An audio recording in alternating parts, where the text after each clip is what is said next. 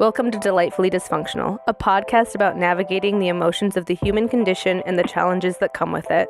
I'm Kaylani Persian Mason, a psychotherapist and life coach with James Timmons, an ever-curious human. This is not a replacement for mental health therapy. Please seek out mental health care if that's what you're needing. This is an opportunity for self-healers to dive deep and understand more about themselves.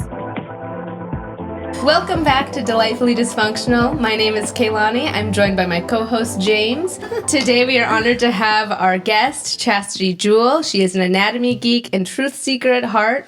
She owns Turiya Wellness, a holistic massage and yoga experience business where she weaves ancient wisdom from Ayurveda and subtle energy with modern technologies with fascia and movement to create lasting results in self-care and lifestyle transformation. And today we are excited to dive into the topic of connection, but also solitude and retreat, and what that means for us to create deeper wellness, deeper wholeness. Chastity also has an upcoming retreat in May that she'll be telling us more about. And if you stay tuned, we'll be able to provide you with a 20% off discount for that amazing retreat. So stay tuned, listeners, and welcome, Chastity, to the Delightfully Dysfunctional podcast. Yay! Hey, this is my first podcast, so I'm really excited. We're so happy that you're here. Well, we're so excited to pop your podcast cherry today. And it's exciting because of the guests that we've had. This is our first energy medicine body work expert that we've had on the podcast, and we've been having more and more conversations about that brain body connection. Yeah. So it's perfectly timed. Yeah, it's great. Yeah, okay, I have a question completely out of curiosity, off the script. Is that okay? Go for it. Okay, because I'm into mind-body connection through fitness. Yes. So would you what type of fitness are you into? Just as an icebreaker. Great question. Thank you. Uh-huh. That has evolved Okay. with me. In my 20s, it was all lifting weights, and in fact, that's how I found yoga. Is Okay. through weightlifting. I started getting all these muscles I had to stretch out because I was getting too tight. Mm-hmm. And with my demanding massage practice in my 20s, I was working a lot, and my trainer at the time told me to stretch my body. He was like this flamenco dancer from Spain, and he was like a Hulk, but he could also dance. Okay. So I was like, how do I balance being strong with also flexibility so that I could get my shoulders away from my ears? Yeah. So I started finding yoga as a practice, and so Nice. that took over a huge decade of my life, and it's still a practice every day. But throughout that, I found HIIT training. HIIT training was really avid in my life before COVID, Okay. and I actually got certified in in bar. I've done so many different certifications. Yeah, she's over the dabbled. time. Bar like dance studio? So bar with double R-E Okay. is a blend of Pilates, yoga, and ballet. Okay. And so it's that stability muscle, Nice. tiny pulses, working the smaller muscles. Okay. And really good for your posture. Nice. So the HIIT training was really fun. I love to sweat and get that heart rate up. It was Yeah. really good cardio balance from the yoga, more cooling and, well, not typically. It depends what kind of yoga I suppose you're taking. But now, lately, jump over, I guess COVID, I kind of dabbled with more dance. Okay. And I found pole fitness. Oh, cool. And yeah, that was fun. And then I've kind of weaved myself back to it as of recently this last year. And now I'm actually training to be a level 1 and 2 pole fitness instructor. Cool. Yeah, so I'm getting mentored locally, and wow, that apparatus is tremendous for your upper body and I core bet. strength. Yeah. And it pulls out all kinds of emotions. Really? Too, is what I found, because it could be deemed as more taboo, or it has these negative connotations. Similar to like your drug and psychedelic realm. Yeah. There's like these breakthroughs that are happening as we step into it ourselves and kind of go down our rabbit holes. And the community there has been super positive for me. That's wonderful. In embracing, I don't know, these connotations, these conditionings. It's a sensual activity, and you have to be so interconnected with your emotions and displaying that it's part of the performance. Yeah. Yeah, and there's an athletics tied to it as well. I mean, yes, sensuality is a huge component, but to be able to lift yourself up, it's all pull-ups essentially. Oh my gosh. Can we do an episode where you try pole dancing? Yeah, for sure. There oh my are gosh, men will you teach us? pole dancing. I would tame that more toward almost gymnastics with that apparatus. I want to see your sensual. And then the sensual, it's weaving the two dualities. Yeah, I mean, I can do a lot of rope climbs and pull-ups. There you so go. You might I might do well. Really well. Yeah. I don't know how your flexibility is, but that is also Not really very important. flexible. So that'll help. But I can, we're going to put a poll, and we're going to see if the listeners would like to see this content. Yeah. I don't think they want to see it for like the sensual reasons, but I think they'd be interested to see like me really embarrass myself. But, It's going to be so entertaining. Yeah. And anytime I post anything, that gets way more views and likes, just so you know. Actually, in my experience. Share your Instagram account while we're talking about it. That's where you share a lot of your creative expression and the offerings that you have. Yeah. It's my name at the moment, Chastity Jewel. On Instagram, right? On Instagram, yes. Wonderful. So that's where people can find you and learn more about some of your offerings, which, again, she's posting so many cool and exciting things. It's a lot of fun. It's a community that you want to be a part of. Thanks. And so speaking of community, I'd like to understand a little bit more about your journey and discovery to the importance of building community with like-minded people. Why is that important? Why is that a passion of yours? Wow. Because, thank you for asking, by the way, and just the idea of being around other people with similar interests, right? It makes me smile because once you get yourself integrated in that community, you just open up more and more. The people, I think we shared over the phone yesterday, in Buddhism, it's actually part of the spiritual practice is the Sangha, which is the community aspect, right? We're relational creatures. I think you coined that term, relational people. We thrive on healthy, positive, uplifting relationships. And so community is everything. As the Buddha said, there's the Buddha, which is the exemplifier, the Dharma, which is like your life's calling, your purpose in life, and then the Sangha. They're the three jewels of life. Yeah. You need community. Yes. It has me really reflecting on how there's a real lack of that balance in society when I look around. And I wonder if those are reflections that you've had. Yes, and there is call for solitude, which you mentioned as well. Right. And in your episode, I can't remember if it was the last one that you did on MDMA, you were talking about the loneliness epidemic, which you would think it's the opposite now with all our smartphones and ways to stay connected so easily. But it's that human face-to-face interactions that maybe is the call to the loneliness epidemic.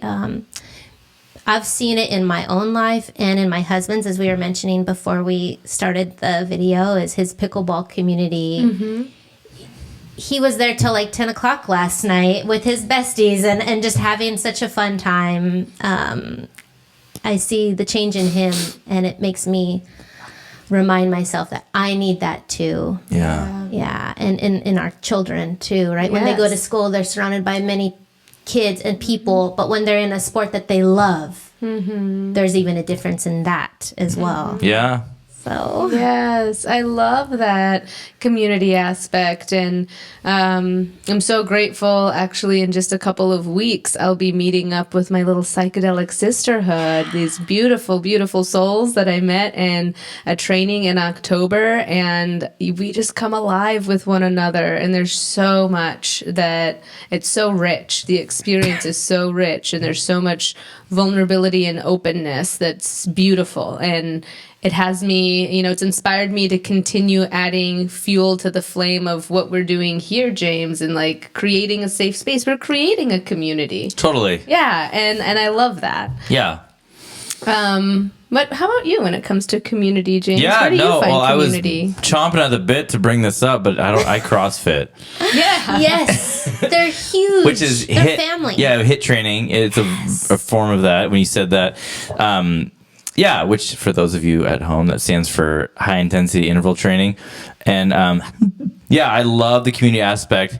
When you find people to sort of, it's almost like built-in accountability, but then also just because when you go to like a Globo gym, I was at Planet Fitness this morning and everyone's got their headphones in. There's no human interaction. There's a lot of like awkwardness, but then when you get plugged into a community where you're all like sweating together and achieving like personal fitness goals together, it's next level. It's so addictive. So yeah. Yes. Yeah, I can totally see that. I think that's awesome. I love. We all have our little communities and how they can change and grow. Absolutely. Right? Like with you, you're meant to evolve and to grow that community or to find something new that fits. Absolutely. So you are now offering and creating community as well. And tell me about how that speaks to your heart, your passion to be able to do that, and a little bit more about the retreat coming up. Okay, well, right now my passion is creating community for the matriessence, which is a term that culminates fertility, pregnancy, birth, and the postpartum or the fourth trimester, the period beyond. Oh. And that's called to my heart for a long time in my own motherhood journey. But lately, and I guess I can't say lately even because I have been offering this for about 10 years now. But just lately, I feel like it's finally the fruits of the seeds we've been planting. The manifestation of all that work, culmination is really, I see it growing so blossoming right now in Tri-Cities specifically. I offer weekly prenatal yoga classes as well as postnatal Pilates. Okay. And I coined it Blissful Babies, which is yoga with the baby to help with their sleep and their digestion. And we sing them songs and just help that mother or parent. We even dance with the babies. I mean, it's really including them within our own physical need to move and to stretch and to be back in our bodies after all of that transition. So that's the community I'm really focusing on right now beyond my own. Yes. And those are happening locally in our area. So where could people find those classes?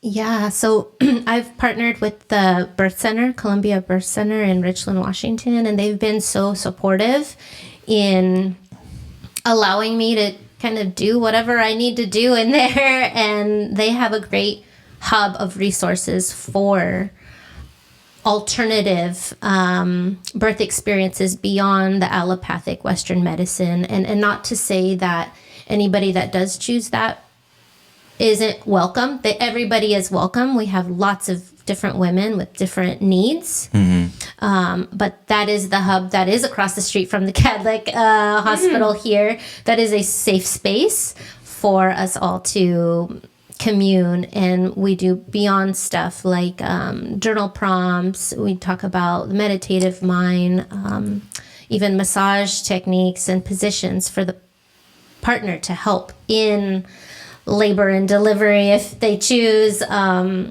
fears that come up. I mean, it's a very emotional, and it hits on every level, right? Just that community aspect. Yeah. It's really big that I try to help them connect with one another so that as they have their babies and go off into the real world in that liminal space of bonding with their child, that another person from class goes either sits with them or drops off food or just connects with them in some way. Yeah. Yes. So I actually have two mothers this week that I plan to go see and drop off some goodies because they did successfully have their babies. And congratulations to them. Yes, it's so exciting to see that full circle journey as well. You know, just to go and meet that little baby and to go sit with the mother and just be a loving presence with them. Yeah. I'm stealing this phrasing from a friend on Instagram, but it was so beautiful. It was like, to be a portal between worlds. What a beautiful experience. And for you to nurture that in such a holistic way. I can just see you lighting up as you talk. Exactly. That's where it's at. You got to find that wavelength, that thing, and then do that and just explore that. Yeah, and it's such a unique offering because and that's I'm sitting here. I have 4 kids, and I'm like, oh, that would have been so amazing, you know, postpartum, and that's such a cool kind of overlooked season. So I bet I wonder how much of a game changer that is for those moms, you know. What I would have done, I wish if I hadn't, I don't know. I don't know if I was under a rock or if I just didn't know about it, but I would have loved something like that when I was. Yeah, it makes me want to have another baby. just to experience that. Go to the prenatal class. Like, we're gonna get treats. Yeah. Chastity's gonna bring us a gift. Just hang in there. Yes. Hang in there. Yeah. Oh, that's so funny. But I love everything that you're saying. I think that's beautiful, and it's such a unique period in one's life. Yeah. Yes. Tell me a little bit more too. I mean, pregnancy and just like we are humans. As humans, we are part of nature. So I think this even envelops into this next question. But how does nature serve as medicine for people seeking connection and healing? Because you're weaving that into so much of your offerings and the things, just so much of what you are giving back to life and experiencing in your life. Thank you. Yes, I love this question because it hits so true to me right now. Going back to Ayurveda, which you mentioned in the introduction, we are nature. There is no separation at the very elemental portion of us. We are earth. We are air, fire, and water, and ether. So if we remember, it's a remembering that we are nature, then it's easier to realize the importance of being in the natural world now, here in our modern day life. The plants in COVID, wasn't that so healing to have fresh plants? I don't know if you got on that bandwagon, but I became this plant mama and I filled my house with live plants. Thinking about the importance of fresh water and how you feel when you are in an area with ocean or running water, even a river, like how Tri-Cities is. We have these 3 rivers around us. How the children light up just collecting rocks or seashells. Yeah.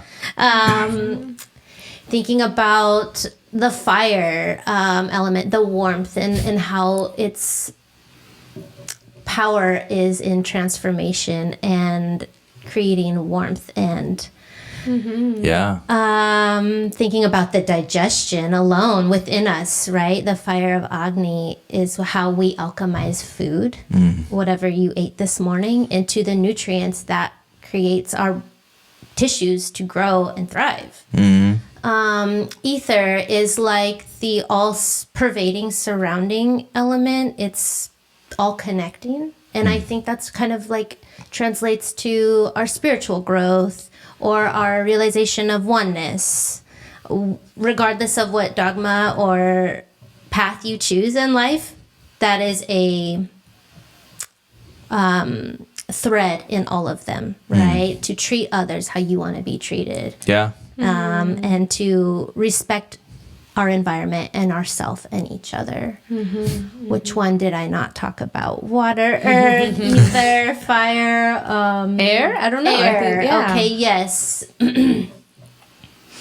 Take a deep breath with me. Inhale. And then exhale. Yeah. That is the air that we pull in from our environment and into ourselves. A beautiful visualization that I was working with just recently is this relationship to trees and how the trees take in our carbon dioxide and transmute it to fresh oxygen for ourselves. Yeah. And so we can see that relationship right there if we visualize a tree and how that connection to the live tree is, how it's giving us what we need to nourish ourselves, and then how when our exhale is out, that's feeding it. Yeah, it's like an exchange with nature. Yes. Yeah. Exactly. Yeah. It's beautiful. Yeah, that breakdown that you just gave was like really like soothing. It was. You know, it was like a connection to nature. Because when your ears hear truth, they like it. Yeah. Well, not always. As he goes for a drink, right? Yes. Hydrate yourself. Let's Yep, do a hydration break. hydration. These are not listening, take these are a not sip. natural ingredients, though.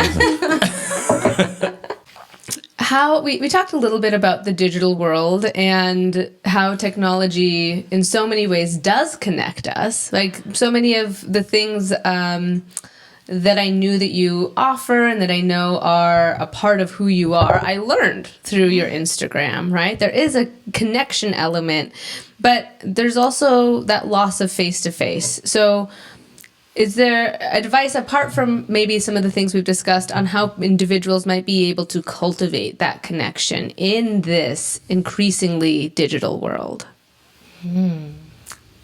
Yeah, that's a good question. And as you were asking it, my mind went pew, pew, pew, like answer it this way, answer it that way. I want to tie it back to the retreat concept, Yeah. which I think I missed in the last question, but I want to circle back to that Yeah, because please do. as our phones are right here in front of us, and technology is a great tool, it's what's connecting us now to your community worldwide. Uh-huh. Look at this setup. It's Yeah. amazing. There is a spot for this. Yeah. I'm not separating it from us anymore. We can't. Our children now Yeah. are it, right? Yeah. Yeah, they've never known a world without it. Yeah. So we have to embrace it. Yeah. However, there's always a balance. And as a parent, you see and know for yourself, there has to be times when there is a break from our digital filled world for ourselves. And there's also moments where thank goodness for it, because Yeah. now we can finally get some work done or have a moment. Yeah.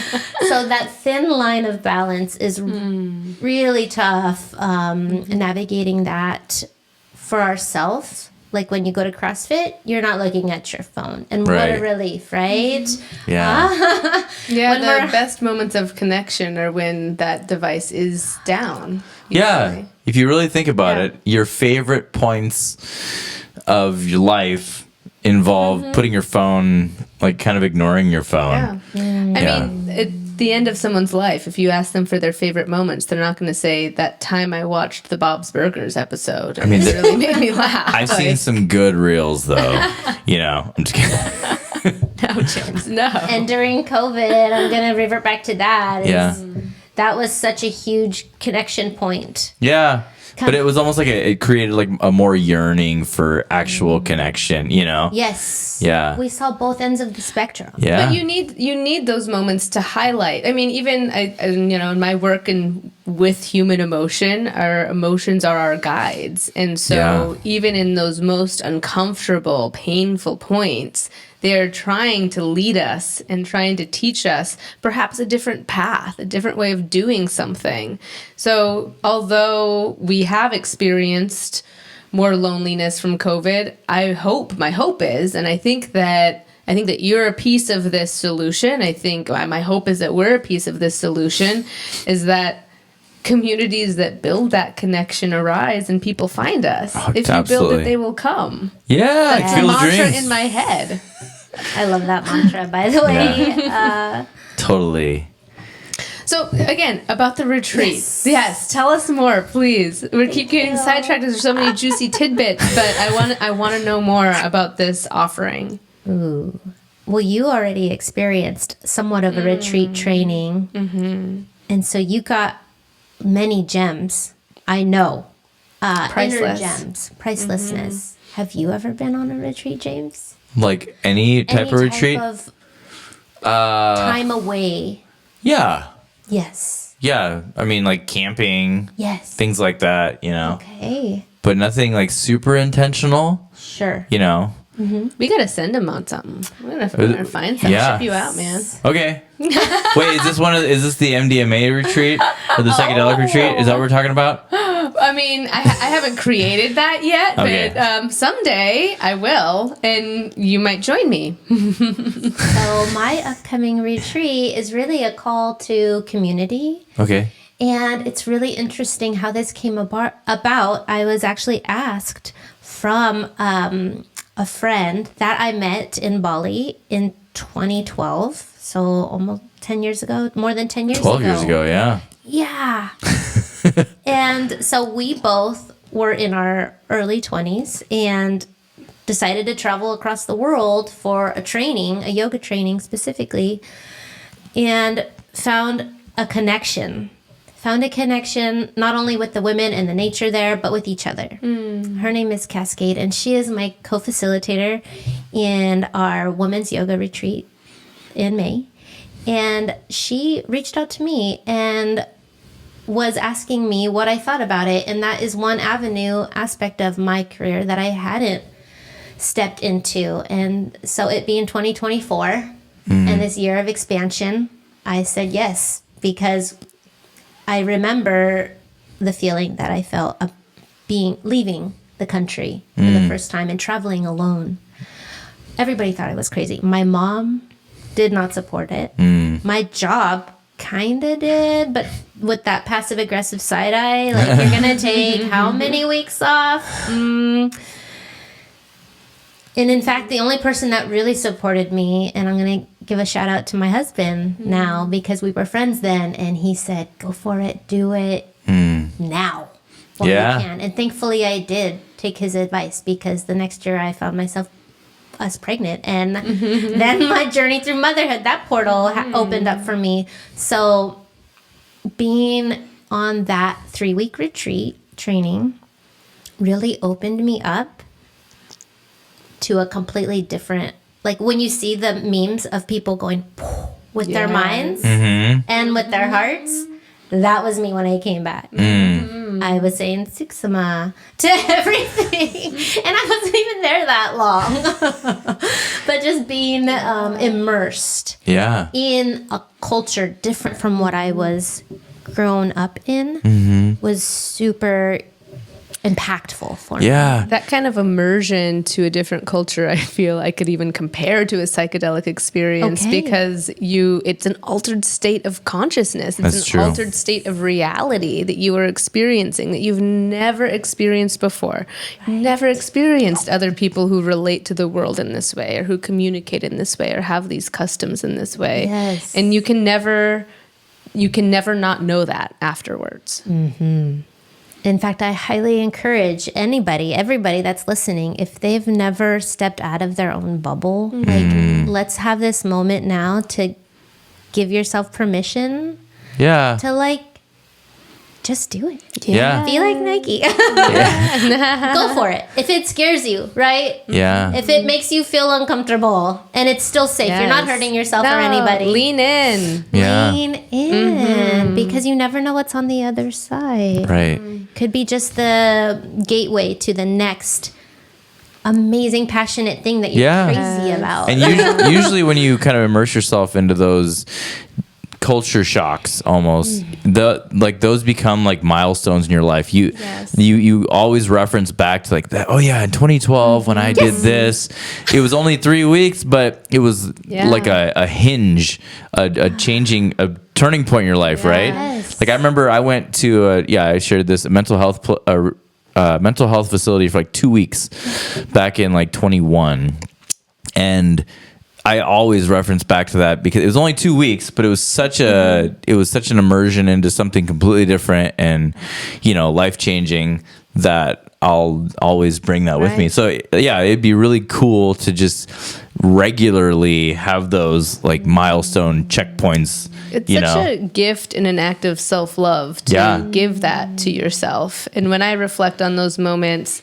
the time that I lived in South Africa comes up for me, and also the retreat that I went to in October, which I'm a different person, and it's the evolution has just continued to unfold at a rapid and exciting pace that I mean, shout out to Lauren Taus and Embodied, because her retreats are magical. And they unlock something inside of you that's beautiful. And I know that, and just even getting to spend this additional time with you, talking to you on the podcast, I can see that you have that magic to unlock that in other people. And so this retreat in New Mexico is going to be so powerful. Thank you. And me stepping into that facilitator role, or the container, creating the container in which the safe space for people to have those hinge moments or those breakthroughs, is demanding more of me to show up in a more powerful, creative leadership way. Yeah. And in fact, that's what we're really trying to call in. The next few spots that we have available, we're calling in the people in education, because we know that those people are leaders. The therapists, the energy workers, the body workers, the people that take care of others that maybe forget or just can't seem to make the time for creating that retreat within themselves. So we're really calling in those specific people to fill the last few spots, because we want to create that for them. You're so right. It's so necessary. It's so necessary. I hope that this podcast is reaching the right ears, because I have so many friends who are teachers, and obviously I myself am a therapist in the helping field. I've only ever been a caregiver in the roles that I've had, and it's so easy to get lost in that. What a gift. I feel like you've covered all the important things that I really wanted to learn from you. The last one that I have is maybe if there's some practical rituals that you've applied or that our listeners can adopt into their daily life to self-reflect, to find some inner peace. What would be a 101? Oh, I like this juicy question because so many different ways, and we each will find that ritual or that thing that helps them the best on their own. But we really have to open ourselves up to try and experience different things first, because we don't know what we don't know. Right. Yeah. So I'd rather have a huge toolbox and discern what to use at whatever given moment we need it, than to not know what to do and panic and have those moments of freak out. And so a 101 tool with me, we already took a deep breath, which I think is crucial and important and something we do all day, every day. Yeah. But in an intentional setting is very, very powerful. Okay, the one that's coming to mind What's speaking to is you? a practice I do with my own child. And so I know it's helped him. It's something you do with your hands, so that's why my hands are out. So this one is you bring your thumb and your pinky finger together to touch lightly, like you're holding a grain of rice. So it's not really forceful, just soft. And then go ahead and bring your thumb and your ring. Keep going, thumb and your middle, thumb and your index, and then we'll start again. Pinky, ring, middle, index. Can we add a breath for each? Okay. Inhale, exhale, lightly touch. Open up, close it down. Keep going.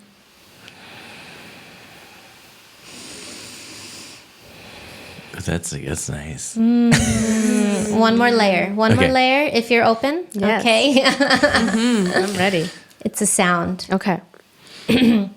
It's sa, ta, na, ma. Satanama. Sa, Sa. Ta. na, Na. Ma.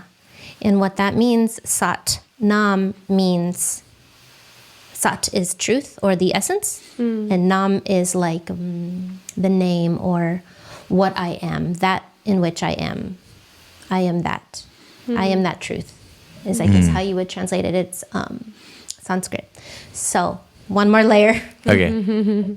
Once you understand the sequence of hand gesture and the breath and the sound, what it means, then you say it in different tones. You can sing it. Okay. You can regular talk it. Then you can whisper it. Then you can just recite it in your mind. So a silent one. Sa, ta, na, ma. Sa, ta, na, ma. Sa, ta, na, ma.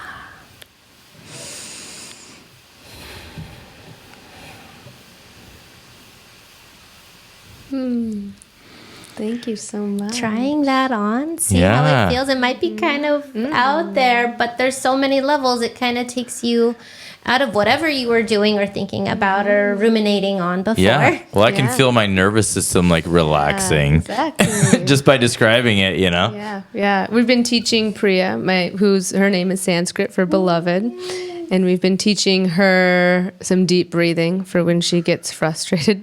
But a lot of it has involved kitty sounds, like because she loves kitties, so it's like deep breath in, meow meow meow meow meow, and like holding our hands up and like blow down the candles. And so I'm actually very excited to introduce this to her. So Yeah. tell Priya or your children in the car. I've done this long car rides. My son will feel like fidgety or he's ready to get out or he's just, I don't know, all the things, right? He'll give me his hand and I'll trace it. And he loves that soft touch. And we're breathing together, inhale down to the fingertips. Yeah. There's so many breathing exercises that I actually do teach clients involving the palm of their hand because there's so many nerves. It's such a sensory experience. Yeah. Yes, and it's that connection time with them. They know you're there. They know they're safe. They know that we're going to take care of their basic needs. Be patient. It's something to distract them. And yeah, it's just a really nice way. So those are just a couple little tools. Yeah, I love them. Thank you so much, Chastity. It's been such a gift to have you here, such an honor to learn from you. And as a reminder to our listeners, we have a special retreat discount code to get 20% off. If you are a healer, a helper, a caregiver, a teacher, and you are needing that recharge, that code is RETREATDD20. That's DD for Delightfully Dysfunctional. And you can find more information about Chastity at www.chastity.com. www.chastityjewel.com. We will include that in the description of our podcast and in the YouTube video description. And just another heartfelt thank you so much. This was such a treat for both of us. Definitely. Thank you. We hope to have you back someday. Yeah, that'd be Yay, fun. Wonderful. And we popped that cherry. She did so good. Yeah, that was excellent. Yes, thank you. Thank you so much, dear listeners, dear delightful humans, for joining us for this special episode of Delightfully Dysfunctional. You can find more of our content on our YouTube channel, where we also have therapist reaction videos. And we are here just to provide you with that safe space and that vulnerability for you to learn and grow. So please like, subscribe, and stay tuned for more from us. And we'll see you in the next one. Bye. Bye.